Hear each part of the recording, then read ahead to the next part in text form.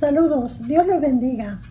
Otra vez estamos en nuestra escuela bíblica de la revista El Discípulo y estaremos estudiando la lección número 21, siguiendo con el tema general de la sabiduría. Y hoy el título de la lección es Sabiduría que sorprende y ofende. Hemos dicho todo lo bueno de la sabiduría, hemos dicho todo lo bueno que es que nosotros busquemos la sabiduría, especialmente teniendo como base el principio de que la sabiduría viene de Dios, que es un don de Dios, que es un regalo de Dios, y que sobre todo la sabiduría, su principio es el temor a Dios. Con todo eso de base en todas estas semanas pasadas, vamos a ver que la sabiduría también tiene sus cositas que a veces nos hacen sorprendernos y nos sorprende porque a veces las personas sabias no son bien vistas y a veces las consideramos como personas imprudentes, quizás, o personas que se creen que saben más que los demás. Por supuesto que esa no es la idea de la verdadera sabiduría. Pero hoy vamos a estudiar un texto, como estamos estudiando de los evangelios, en esta vez Marcos capítulo 6, los versículos de 2 al 3. Y vamos a ver, ese es el texto clave, el texto áureo, que nos dice de dónde saca estas cosas y qué sabiduría es esta que le es dada y estos milagros que por sus manos son hechos. ¿No es este el carpintero, hijo de María, hermano de Jacobo, de José, de Judas y de Simón? ¿No están también aquí sus hermanas? Fíjense que son cuestionamientos que se hace la gente cuando ve que una persona realmente tiene sabiduría y entonces empiezan a cuestionarse de dónde saca su sabiduría. Eso lo encontramos, como dije, en Marcos 6, de los versículos del 1 al 6, que es lo que vamos a estudiar hoy. Y en esta situación que se encuentra Jesús, vemos a los vecinos de Jesús, a la gente que vieron de dónde se crió Jesús, de dónde venía Jesús. Pero para los judíos, los galileos no eran vistos de muy buena gana, porque creían que los galileos eran de baja categoría, que no tenían tantos estudios, que eran una persona muy sencilla, que no tenía gran bien vistos en toda la sociedad. Y entonces ver a Jesús, un carpintero, hablando con la sabiduría que él hablaba, hablando con la propiedad con que él hablaba, no lo podían creer.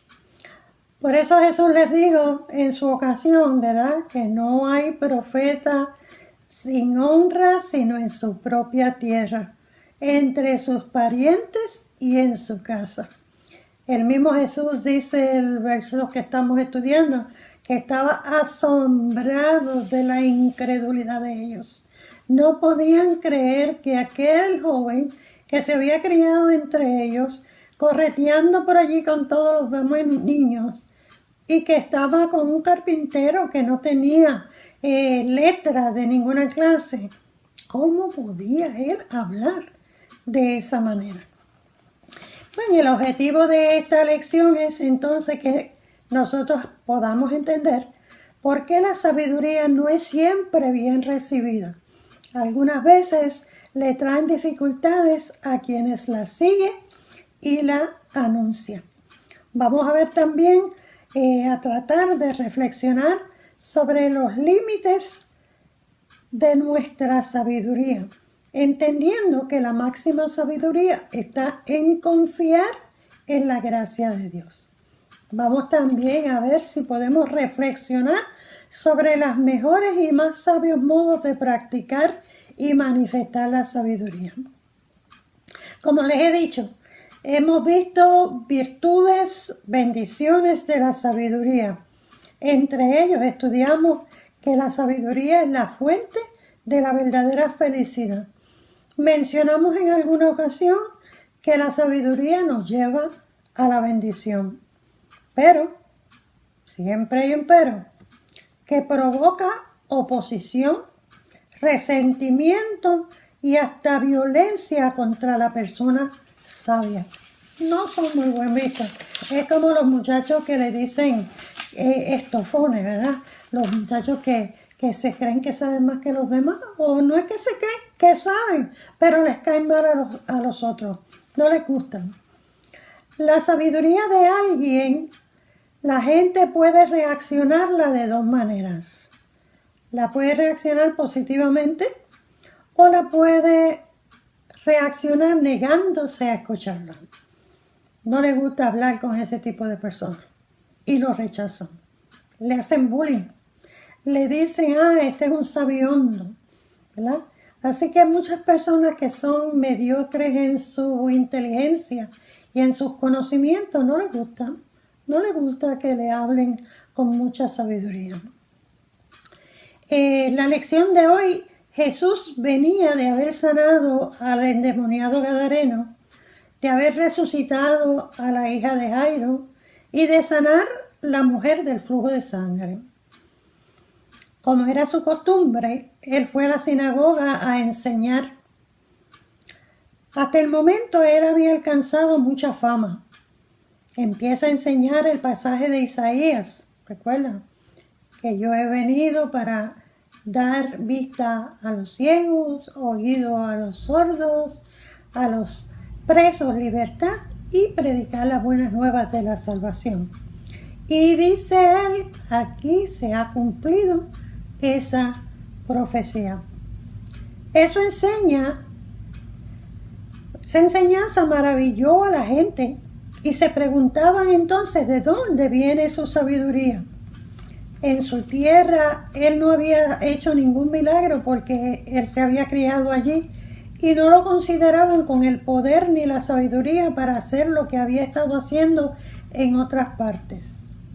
Lo que Jesús hizo y dijo, no encontró una acogida total entre quienes le escuchaban. Algunos se escandalizaban de él. Marcos no da mucho detalle, pero Lucas sí da algunos detalles de esa ocasión. No hizo milagros entre los suyos porque los suyos no creyeron en él. Es como el mismo Jesús dijo que Eliseo allá en Sarepta no hizo milagros a los judíos, sino le hizo milagros a una viuda, le hizo milagros a un leproso, Naamán, que era asirio. ¿Por qué? Porque los mismos israelitas no creían en él. Según Lucas, los que lo escuchaban se llenaron de ira y ahí empezaron las contiendas que trataban de matarlo. Marcos no explica la razón del rechazo de sus vecinos, pero en Lucas enfatiza que nadie es profeta en su propio pueblo. Quizás se sintieron ofendidos cuando Jesús se fue a hacer milagros a otros lados y ellos, que eran sus vecinos, pues él no los tomó en cuenta y ellos pensaban que por ser sus vecinos y ser las personas más cercanas a él, iban a tener preferencia.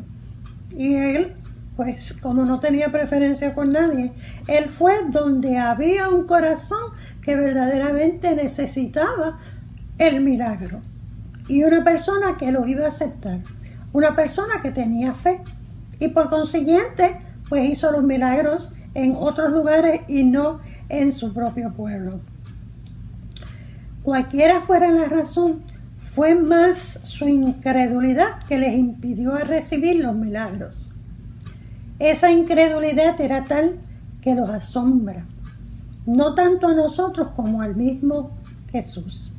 Jesús se asombra de que esas personas no pudieran creer en él. El pasaje nos muestra el modo en que la sabiduría de Jesús y de sus enseñanzas no solamente sorprenden, sino que en ocasiones ofenden a quienes les escuchan. ¿Por qué? Bueno, vamos a ver algunas razones. Número uno, porque él hablaba con firmeza, con seguridad. Segundo, porque sus enseñanzas no eran bien recibidas. Cuando él tenía que hablar de las cosas que ellos estaban haciendo mal, ellos no querían reconocerlo y por tal razón no lo aceptaban. ¿Por qué? Porque la gente quería que Jesús los halagara. Él no iba con eso de que, como diríamos nosotros los puertorriqueños, ay bendito, qué bueno eres. Y halagarlo, ese no era el modo ni el método de Jesús. Número 4, porque la verdadera sabiduría es difícil de practicar. Como todo el mundo no la puede practicar, los que la practican, a los que la practican, los ven como personas raras. Jesús conocía a sus vecinos y sabía lo que necesitaban oír. Eso los molestó. Nosotros tenemos que saber cuándo hablar y cuándo callar. Jesús en muchas ocasiones, él permanecía callado mientras ellos hablaban y decían sus tremendas barbaridades, pero en momentos dados él hablaba. Podríamos recordar cuando trajeron la mujer pecadora, que mientras ellos hablaban, gritaban y vociferaban, él escribía en el suelo, callado, callado. Pero cuando habló, entonces cada cual soltó la piedra y se fue corriendo. ¿Por qué? Porque él sabía quiénes estaban en el pecado del adulterio y que estaban haciendo las cosas mal. También existe la falsa sabiduría y por tanto la necedad de los santurrones que se creen capaces de darle consejo a todos y de decirles lo que deben hacer, esperando que sigan sus reglas y que los coloquen por encima del amor y la misericordia. La pregunta es, ¿todos debemos ser sabios? Sí, nos llaman a que busquemos la sabiduría. Recordemos que solo Dios es verdaderamente sabio, amoroso, misericordioso y nos perdona por nuestras necedades. No siempre es sabio decir todo lo que pensamos o lo que creemos. Hay un dicho que dice que hablar es plata y callar es oro. El punto es, algunas de nuestras personas más cercanas no apoyarán nuestra búsqueda espiritual.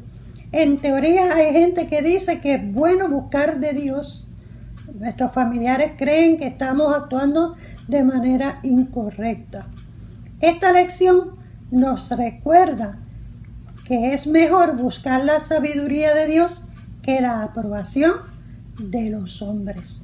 Permita el Señor que nosotros, como el Señor Jesús, Él siguió haciendo, diciendo las cosas que Él tenía en su corazón, que Dios le daba para hablar, porque hemos dicho y recalcado que Jesucristo es la sabiduría encarnada, que es la misma sabiduría de Dios. Él la hace presente en todo momento, sin buscar quien lo halague y quien quisiera buscarse ventaja de lo que Él podía hacer. Que Dios te bendiga. Lee el pasaje en la casa y le verás el significado. Busca la sabiduría de Dios, que es el temor a Él. Que Dios te bendiga.